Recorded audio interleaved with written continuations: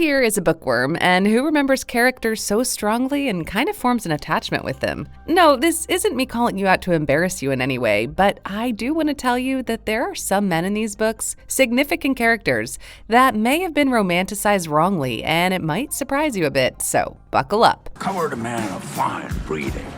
Very interesting. Everything all right? Yes. Jay Gatsby from The Great Gatsby. Dreamer and someone in pursuit of true love, the great Jay Gatsby is often seen as a risk-taker, someone who deviated from the American dream, ready to give everything up for the lady love of his dreams, and yeah, I can see why this is the case. But is his persona, aura, or call it vibe truly real? Or is he just creating a facade and chasing someone that he only thinks he wants? Did I switch a light bulb on in your head? Because that's how I felt knowing that Gatsby's love for Daisy might be just an obsession fueled by his fantasy about her, and not true love as it may seem. Okay, think about this. He ignores Daisy's needs, which already seems a bit too controlling, but more than that, he's also of questionable moral, be it his criminal business ventures, and the fact that he saw Daisy as someone valuable, a means to uplift his social status and desire for wealth. See what happens when you break it down this way? Jay Gatsby deserves a second hard look from his romanticizers. In seeking life.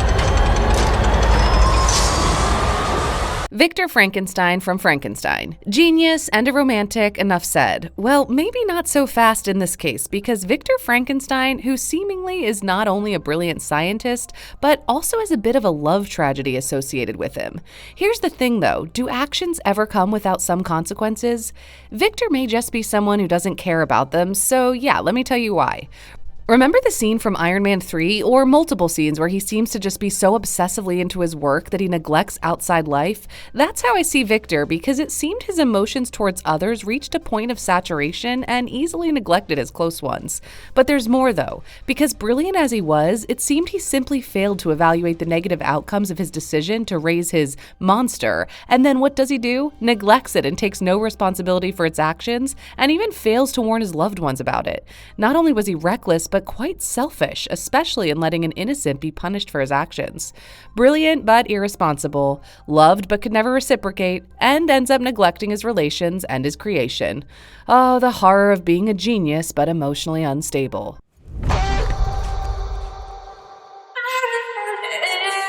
Heathcliff from Wuthering Heights. Passionate but broken, a tortured soul, and someone who loves deeply, cares and devotes himself to his beloved Catherine with his intense nature. So what's there to not romanticize about Heathcliff, right? Just like it's a bad idea to believe someone on a dating app, Heathcliff has a side to him that, let's just say, isn't too much to brag about. Quite the opposite, actually, because he's cruel and revengeful in nature and abusive as well. Yikes. You see, he loves but not in a selfless manner and becomes destructive, especially in how he tormented his wife Isabella emotionally and physically to seek revenge on her brother Edgar, even killing her dog to scare her. John Wick may have a few words and bullets in response to that. But that's not all in the cruel acts he's committed, because he also forces young Kathy, daughter of his love, Catherine, to marry Linton simply to secure the Earnshaw and Linton estates. Heathcliff may have had the Byronic appeal attached to him. Sure, it shows intensity and emotion, but his actions spoke louder and made it seem like someone you should stay away from. So when the time comes, the boy must die. Severus Snape from Harry Potter. Would you mind having a professor that's a bit mysterious, a little intense in their behavior, super strict but knowledgeable, and never seems to be happy making it hard to approach them? Sure, why not? As long as I'm learning something cool. But here's the thing, Severus Snape may seem like the cool anti-hero and very loyal to Lily and protective of Harry. And oh, that moment Harry and Snape shared before Snape's death, very touching. But what's behind that mysterious, dare I say nonchalant, never smiling face of his? And the answer to that is why I feel Snape was not the anti-hero-like personality he seemingly portrayed. Mr. Snape was a bit obsessed with Lily, even after she married James Potter, and doesn't move on from it, and only did good things out of guilt and not in a genuine manner. As a professor, though, yeah, we've seen it. He's cruel and comes off as quite the bully by abusing his power, and even directs it towards Harry. Can't read my poker face is probably what Snape assumed, but we see through you, and what we see may not be all that romanticized worthy.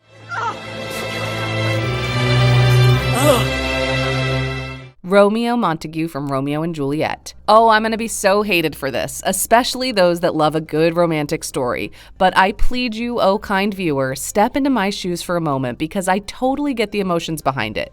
True love conquers all, but let's look at Romeo's flaws. Yes, he embodies the whole ultimate lover persona. Yes, he shows devotion for his love and is willing to die for it. And an astounding true love conquers all through passion and purity, but stop and let's just assume Romeo is just another person you're meeting for the first time. Okay, now let's see. He infatuates and falls in love with Juliet only after meeting her once, while expressing longing over Rosaline. I mean, is it okay to switch love so quickly? Maybe, fine, but he also makes rash choices and ends up dooming himself and Juliet, rather than seeking a de-escalating option, which also shows that Romeo is impulsive in nature and emotionally volatile. Actions do speak louder, my friend, and Romeo's impulse and emotionally driven actions and quickly shifting infatuations might not be as romantic as it seems. Sherlock Holmes from the original stories. Shocked? Same. But look, everyone has a side to them that's often overlooked, which may seem like a good thing at first, but it's always better to also look at the not-so-great things about people. Is Holmes a goddamn genius? Yeah, I can never deny that. A bit quirky and a detective genius, and one that is still spoken of and fascinated over to this day. So what's wrong with that, you may wonder? Some of that emotionally unavailable badass-like personality comes off as toxic in the form of dominating conversations and the self-centered priority over everyone else, even being a jerk sometimes to Watson.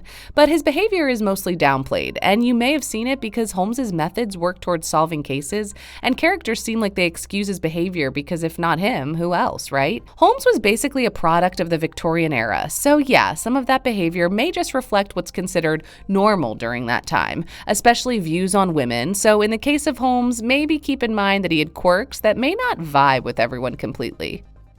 Dr. Jekyll from The Strange Case of Dr. Jekyll and Mr. Hyde. A doctor with a split personality, someone who is kind-hearted and brilliant but switches into someone evil, cruel, unstable as some would say, and maybe even driven by primal urges, which means it's quite easy to empathize with Dr. Jekyll, no? And yeah, such was the case. You see, Dr. Jekyll is sociable with his friends, loves and respects them, and is quite the charitable personality, using his mind to do good. I mean, who wouldn't romanticize this person and feel sorry when his experiment gave him the Mr. Hyde personality? But what if I tell you that's not how it went? You heard me. Dr. Jekyll knew exactly what he was doing and created Hyde on purpose, as a means to draw out his inner dark and deep desires. Think of it as a way to make your worst version external rather than keeping it all inside, which would mean that Jekyll isn't all that kind and sweet, but quite irresponsible and indulgent of Hyde's actions. From an outsider lens, you can even say his story kind of seems hypocritical in nature. Who here has a Hyde hiding in them? See what I did there? The Phantom, Eric from Phantom of the Opera. Mysterious, disfigured musician that lives beneath an opera, uses trickery to scare people, but deep down is also someone dealing with trauma, rejections, and being labeled as a freak. So yeah, it kind of makes sense that he's pitied and seems like the heartbroken lover type. But also know this, he kidnaps his love and forces her to choose him or watch her fiancé be killed. Does that sound heartbroken? Especially knowing he was murdered before and terrorized audiences of the opera to get what he wants? I get it, troubled past and all that, but to go to such extremes, yeah, see, that's where it seems the Phantom diluted his troubled nature and let his anger and frustrations take over. Not to psychoanalyze the situation, but even Christine, his so-called love, doesn't love him back, kisses him only to save her fiancé, and is outright terrified of the Phantom. It seemed any chance the Phantom had to showcase his personality was chucked out of the window due to his actions. If only he hadn't given to the whole terrifying Phantom persona, and was more like, I don't know, Casper the Friendly Ghost?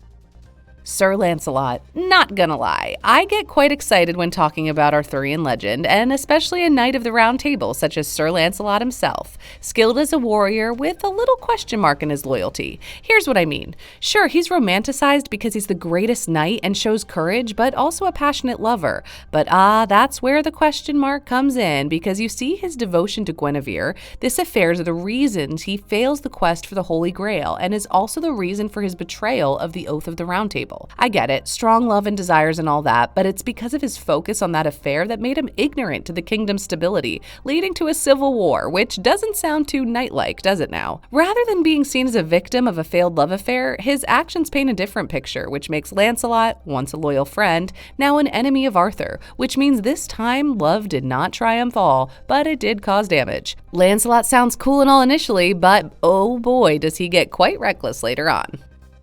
Odysseus from the Odyssey. Epic hero from an epic tale, that was Odysseus, who was seen as a great strategist and a warrior, a leader to his men, and a loyal husband to his wife that saw great hardship in his journeys and returning home to his rightful throne. Hold on though, because almost every Greek tale comes with an astounding but in its tale, and so does this one, because Odysseus has quite the egotistic and not so loyal side to him. Being favored by goddess Athena herself, Odysseus often made decisions in pursuit of glory and to satisfy his pride, especially with the Cyclops, where his crew wanted to escape, but he stood waiting for the Cyclops and ended up losing his crew. Pride over safety is what happened. Loyal lover, not really, because he did cheat on his wife with nymph Calypso and sorceress Circe. But that's not all. Oh, ancient history enthusiasts, because Odysseus, in his ruthless actions during his homecoming, caused loyal people to perish, a massacre that destabilized his kingdom. Not so king-like and epic now, are you, Odysseus? Well, there you have it, friends. 10 fictional male characters that were wrongly romanticized, partly due to their good side being focused on, and partly because the tendency of shifting narratives over the years through adaptations or reimagined stories. I feel it's always good to look at both sides of the coin and ask yourself, should I look up to this guy and feel inspired?